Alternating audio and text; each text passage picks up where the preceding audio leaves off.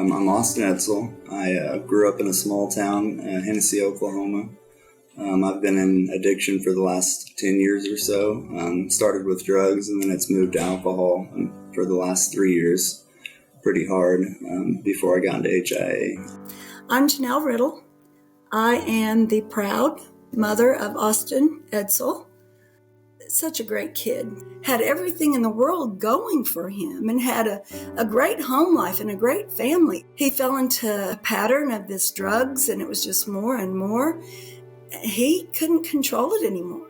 When I really started going way downhill with alcohol, it's because I was drinking 24/7. And that's really when my alcoholism got terrible. And I was living with my mom. And she just saw all of this and tried to help in whatever way she could, but it was probably in her heart, she didn't feel like she was helping at all, and that wasn't her fault. That was definitely mine. And I hate that I was putting her through that.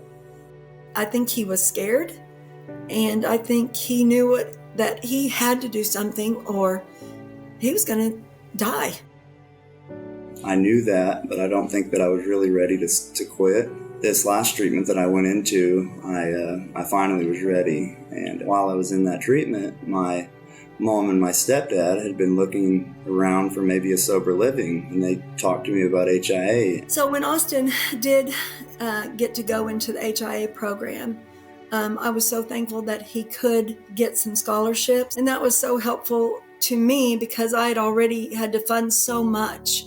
And I even went through most of the money from selling my house to try to help my son. But I couldn't do any more myself. So the scholarships really helped.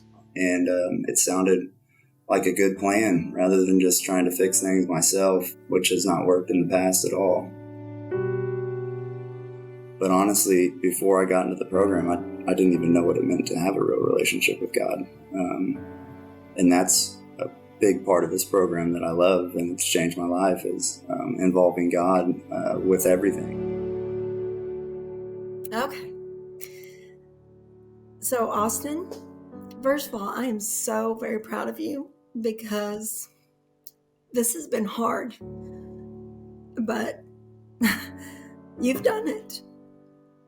Well, I won't say you've done it, but I said you're doing it because what I really hope for you above all else is that you'll always put God first with everything.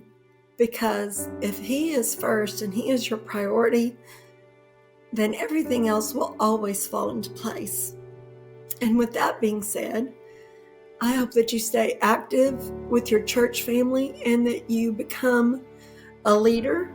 And no matter what happens around you, if you keep God at the center, no matter what hardship comes, you've got God to lean on instead of all of these other things that could cause addiction that will just leave you empty.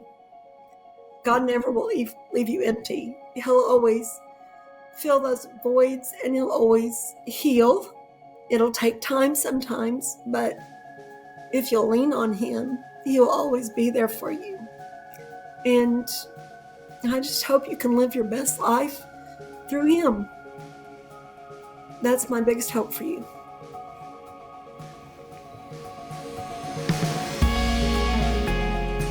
Thanks to God and thanks to God who lays it on the heart of donors to support this ministry, because it is truly a ministry that is changing lives, and I can say it because I've witnessed it and I believe it.